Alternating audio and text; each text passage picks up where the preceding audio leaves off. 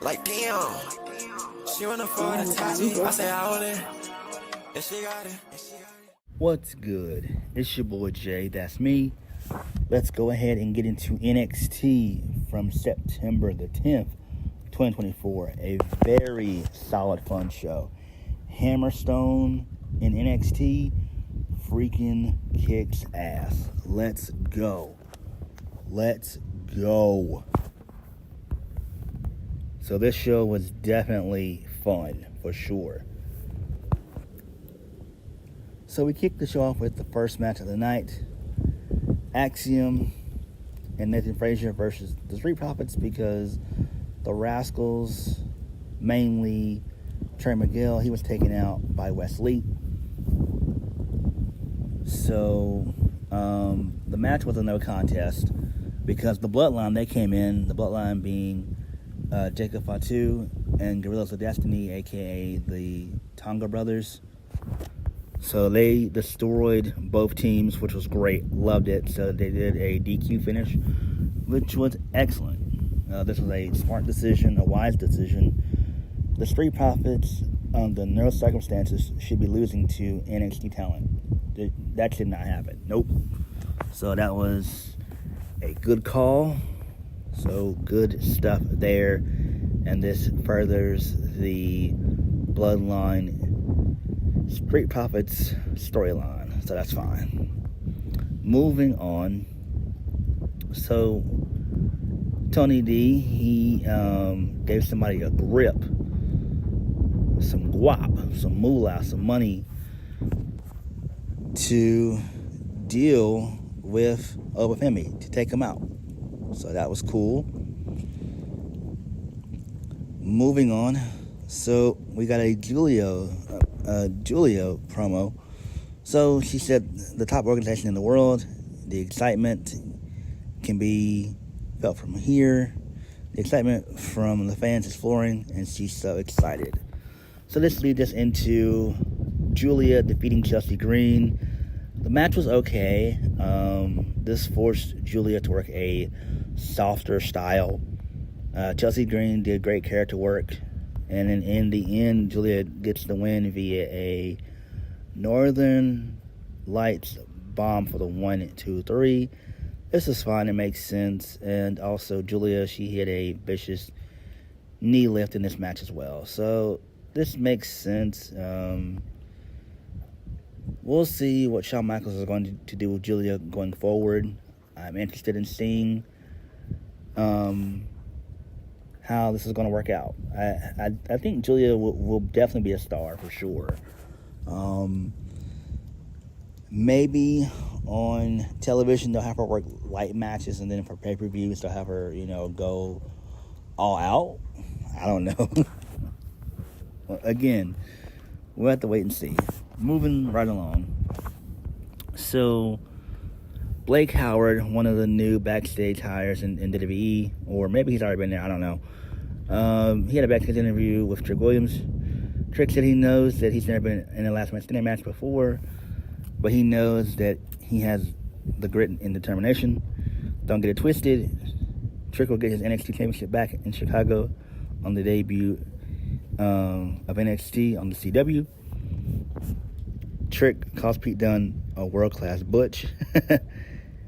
He puts over Pete Dunne's resume, but at the end of the night, he'll be the last man standing. Okay, cool.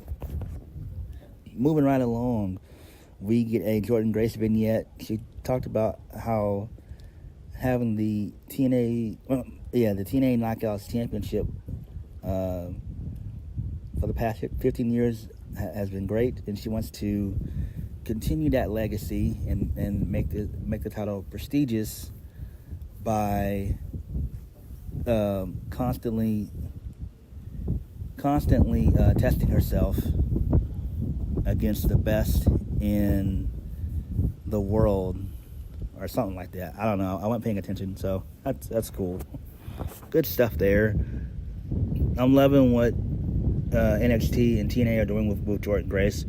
We all know Jordynne Grace is going to be in NXT next year, probably before the Rumble, or maybe even show up at the Rumble again for next year. But yeah, we all know Jordynne Grace is going to be WWE bound for sure. So I'm down for that shit. Let's go.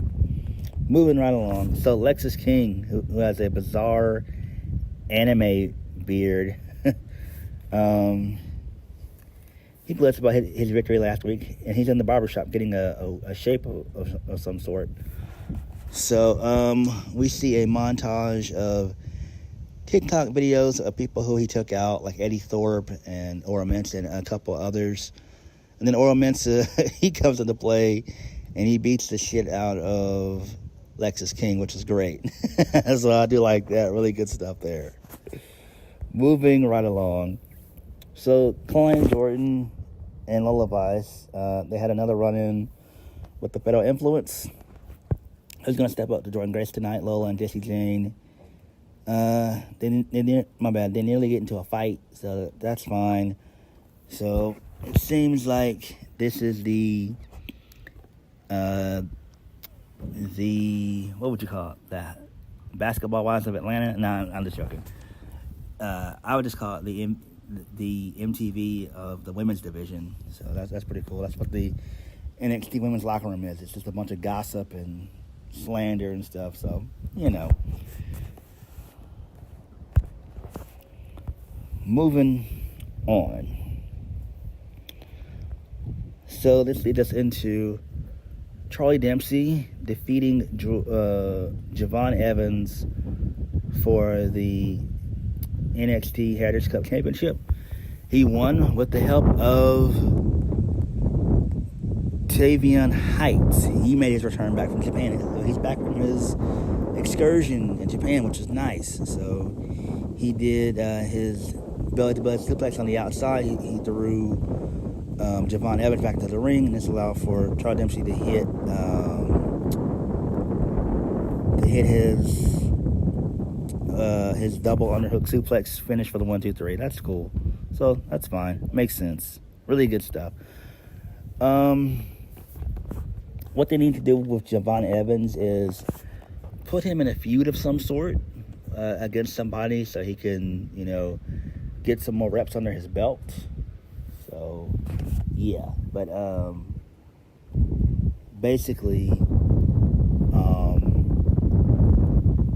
Charlie Dempsey should not be losing to Javon Evans under no circumstances at all should he be losing. Moving on, we get a Wendy Chu and Rosemary vignette. They talked about how they're going to how they have 3 things in mind, and how one of those things is going to be to take out Tatum Paxley and Laura Valkyria. Number 2 is going to be why they teamed up, and I forgot the third one. So, they're going to give us an explanation as to why they decided to team up. So, I'm loving what they're doing with Wendy Chu and Rosemary, and so it's been reported that Wendy Chu is going to be taking on Jordynne Grace at Victory Road on Friday, so that should be cool. So that makes perfect sense. And I'm pretty sure after Wendy Chu's mini feud with Jordynne Grace, it'll be Rosemary taking on Jordynne Grace. But they can do that before Bound for Glory, that being TNA. Moving on. Speaking of TNA, Ethan Page, he used to be he used to work for TNA years ago, back when they were Impact. Anyway, he had a backstage interview with Sarah Schreiber, and she tried to pick his brain about who he wants to win, and he's been really nonchalant about everything. He's not intimidated by Pete Dunne, and he says that Trick Williams is just chasing ghosts. Ethan Page says that he'll be rooting for himself during tonight's main event. All Ethan Page has to do on October 1st is to put down the last man standing. Okay. Moving on. Bianca Belair and Jade Cargill, they're going to be appearing at the CW in Chicago. Wow. So they're really stacking up that week 1 show for for the CW. That's a little bit too much in my opinion. Save some of this for St. Louis for when Randy's gonna be there. Like, come on, like y'all gotta split some of this stuff out. Like that show, week 1 is gonna be stacked. Like, damn. Moving on. Next, Hammerstone showed up. So, Obafemi, his open challenge, or the guy who took the grip of money from Tony D and the family, was Alexander Hammerstone. Thank the creator that it was not Moose or even Omas, but it was Hammerstone, Alexander Hammerstone. This was awesome. I love this. They won about a good 6 to 7 minutes. Obafemi wins via the pop-up powerbomb for the 1, 2, 3, or they call it the fall from grace for the 1, 2, 3. This was great. I love this. Hammerstone is that fucking dude. Hammerstone fits NXT like a glove. He's only 33. I could definitely see him being in NXT. I would assume, if not next year, definitely in 2026. So he probably is going to stick in TNA for, obviously, the remainder of this year and maybe a little bit next year. So hopefully by next year sometime he'll be in NXT full time. Hammerstone is that dude. Like, he's that dude. I love this. This match was great. This match was excellent. I loved it. If you have not watched it, I urge you guys to go and watch it, whether it be Twitter or going on YouTube or going to WWE's YouTube or Twitter to watch it. Just watch it. This thing was tremendous. This was great. Moving on. Hank and Tank. They tell Mr. Stone that they want a piece of the Good Brothers. Who gives a shit about this? Fuck this. Moving on. Duke Hudson, he plans to give Ridge Holland a Chase University-size ass weapon, which he does not, because he fails in that regard. Moving right along. Kalani Jordan, she tells Ren Sinclair to focus on Jordan Grace. Sexy ass Jada Parker, she walks into play. She's got a bat with her, and she wants a piece of Fatal Influence. And Lola Vice wants some too. But Jada Parker's like, look, I don't want your help. Leave me alone. I got it. And so Kalani Jordan's like, look, y'all both have an issue with the Fatal Influence. So that's interesting. I love Jada Parker. She's good. Lola Vice, same thing. So it seems like that's what they're going for. They're going for a tag match between Jada Parker and Lola Vice versus Fatal Influence. So that could be, Jasmine Nix and JC Jane, or it could be Fallon Henley and Jasmine Nix. My bad, Fallon Henley and JC Jane. We don't know. So, yeah. Moving on. Ridge Holland, he defeats Duke Hudson. Post-match, Ridge Holland beats the crap out of Duke Hudson in front of Thea Hale, who's pleading and crying with him to stop. So that's pretty cool stuff there, I guess. Moving right along, Pete Dunne, he got a vignette, and so he says that he's going to win the last man standing match, and he's going to be facing Ethan Page, which does not happen. So, yeah, who really cares? I guess Pete Dunne is done with NXT. He probably will finish his feud with Sheamus. So, yeah. The Miz, he's going to be bringing Miz TV to NXT's debut on the CW on October 1st. This is way too much. I feel that NXT is doing a little bit too much because you don't need all this. Save some of the stuff for week 2. You've already got Roxanne Perez and Giulia. You also have Trick Williams and Ethan Page. CM Punk will be there. Wes Lee will be facing Zachary Wentz in a street fight. Also, Jade Cargill and Bianca Belair, they're going to be there, so they're going to be defending their tag titles. You don't need to stack this show, but they're stacking it up a little bit too high. I would save some of this stuff for week 2, in my opinion. That's just me, but you know. Moving on, Jordynne Grace, she held an open challenge. It was answered by Soruka, and it was ruined by Rosemary, which is fine. And let's allow for Wendy Chu to put Jordynne Grace to sleep with the Cobra Clutch.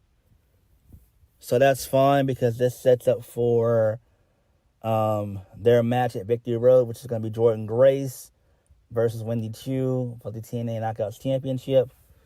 That should be fun. So I'm loving what they're doing with the TNA crossover. Great stuff. Excellent stuff. Moving right along, Lyra Valkyria, she attempts to reconnect with Tatum Paxley ahead of their tag match next week against Wendy Chu and Rosemary. Okay, very cool. Moving right along, Roxanne Perez, she confronts Giulia inside of Ava's office. Funaki is there, and he's translating. So Giulia says, nope, I don't need you to translate for me at all right now. She says that Roxanne Perez is scared of her. So Giulia knows English pretty okay. That's pretty cool. And I'm loving what they're doing with Giulia. I think they're going to probably have her work light on television, and then for pay-per-views against certain opponents, she can work semi-stiff. Let's just put it like that. She can work semi-stiff. Let's go with that. Moving on. So, Ashanti the Adonis, he's upset that he can't get any of the chicks that are around Eddie Thorpe. And so they almost come to blows. So this is kind of funny. I'm loving what they're doing with Playboy Ashanti the Adonis. This is great. Excellent stuff. I'm loving what they're doing with Ashanti. Really good. Moving on. What I don't love is Sean Spears. Every time I see him, I want to barf. He sucks. He does not need to be in the business anymore.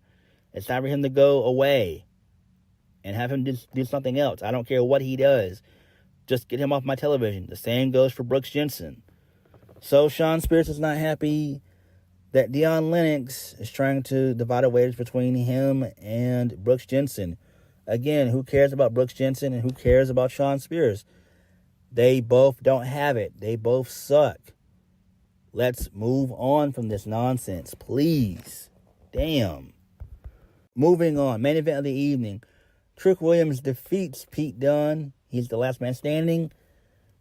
So, towards the end of the match, they do the Russian leg sweep spot from the podium, crashing through 2 tables. So Ethan Page comes out. He tries to motivate Pete Dunne, but to no avail. Ethan Page then attempts to hit Trick Williams with the belt. Trick Williams hits a back body drop, and Pete Dunne is unable to answer the count of 10, and so Trick Williams wins the match. The finish was weird, but it is what it is. My thing is this: the right guy won. Makes perfect sense. Great stuff. So, before the show ended, we go back to Ava's office. She's on the phone, and it was revealed that she was on the phone with CM Punk, and he's going to be showing up next week to make a very special announcement. Interesting. It could be that he's going to be the new executive producer for NXT. No, not really. He's not going to take Shawn Michaels' job. That won't happen. At least not for a while. I could see them basically like collabing on some stuff together, but I just couldn't see where CM Punk is in that position. That's just me. At least not for a while.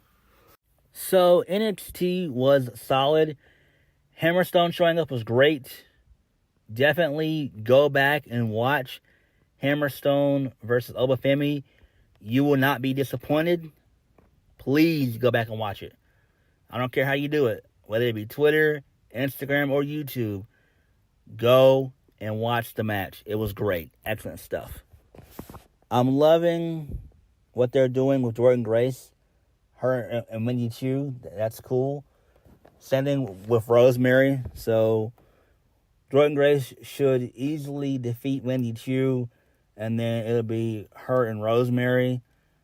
I doubt they'll have that at Bound for Glory. I think they'll have somebody else in mind. It could be Xia Li. I don't know. We could have Mandy Rose in there by that time. Who knows? We have to wait and see. CM Punk showing up next week should be fun. The Bloodline showing up, kicking ass and taking names was great. Right decision there. Again, the Street Profits should not be losing to NXT talent, period. Under no circumstances should that ever happen or occur. But all in all, NXT was solid. It was great. A strong A+ for me. But what did you guys think? Like, comment, subscribe. Peace.